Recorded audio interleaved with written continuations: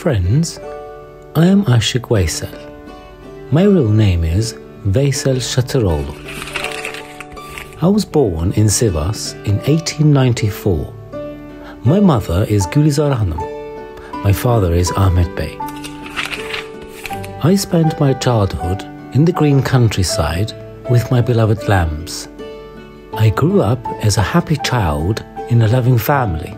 When I was 7 years old, I had a smallpox and lost one eye. After a while, I lost my other eye and could not completely see. My only friend who helped me was my sister Elif.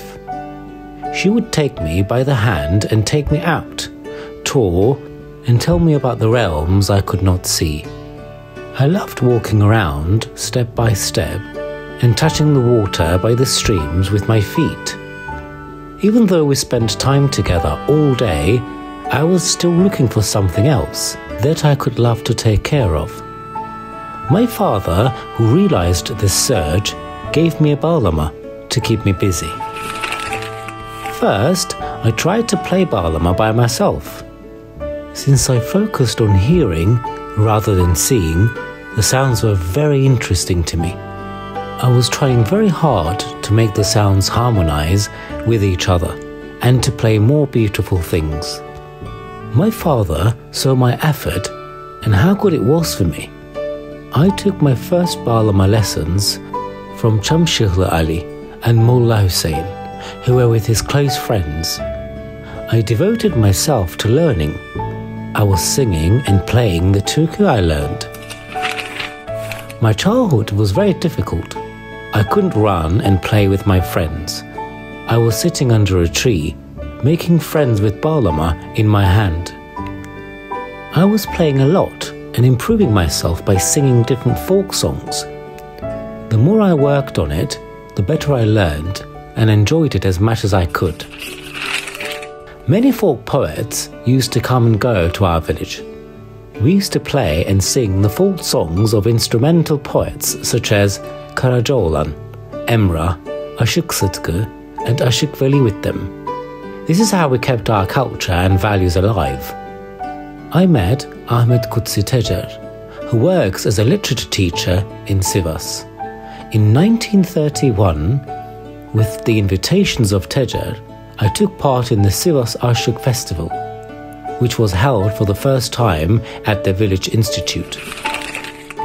I was admired and known for the folk song I wrote and sang for Atatürk there. The district manager, Ali Rıza Bey, wanted to send me to Ankara because I was admired so much. I hit the road with my friend Ibrahim. We were able to reach Ankara in 3 months, passing through the villages of Yozgat, Çorum, and Çankırı on foot. We were guests at the home of our hospitable acquaintances. I wanted to sing the popular song that I wrote to Atatürk in Sivas in his presence. I first conveyed this request to GPT Mustafa Bey. No matter how hard I tried, I could not reach Atatürk because he worked so hard. This made me very sad. Yet I did not lose hope. I sent the song I wrote to the newspapers. My song was published for 3 days. I traveled all over the country. I sang it everywhere I went. I was loved and respected. Necip Ali Bey, a former member of parliament, gave us clothes as gifts and gave us the opportunity to give a concert in Ankara Community Center. Thanks to Ahmet Kutsi Tecer, I met Hasan Ali Yücel. I submitted my desire to teach in village schools to him so that I could teach music lessons. After this request, I worked as an instrument teacher in village institutes in Arifiye, Hasanoğlan, Çifteler, Kastamonu, Yıldızeli, and Akpınar. I made a great contribution to the cultural life of my country by giving bağlama lessons to village children who are eager to learn. In 1965, the Grand National Assembly of Turkey, with a special law, provided me with financial means for my services to our mother tongue and national unity. I had the opportunity to meet many intellectuals and artists. Also, musicians from different cities of my beautiful country were visiting me and valuing my art. It was a great pleasure for me to listen to their works during these visits. Of course, the thing that made me the happiest was singing my folk songs with the musicians. Gifting my folk songs to them was an expression of my happiness. In my world, which expanded with the visits of various artists, the hardest part was saying goodbye to them. We hugged tightly and conveyed our conversations, but we could not easily separate from each other. The fact that my eyes were closed did not prevent me from seeing the love in people. The difficult life I lived in did not prevent me from developing myself and people who like to learn like me.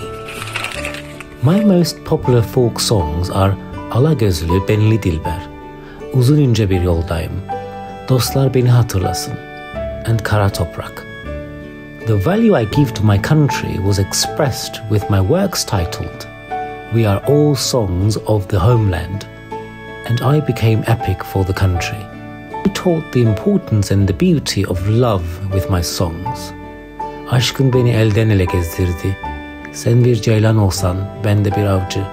Sen olmasan, gönül bir güzel sevmiş. In 1982, the Âşık Veysel Museum, named after by the Ministry of Culture, was opened in Sivas Sivrialan village. My personal belongings, poems, and published works about me are exhibited in the museum. If you want to get to know me and period better, you can visit my museum. That would make me so happy. Every year, between 9 and 11 of July, besides the commemoration ceremonies, a festival is held under the name of Âşık Veysel Lovers Day. Dear children, I hope my determination, will, and interest in art have been an example for you. Every encounters difficulties in life. The important thing is to overcome these difficulties.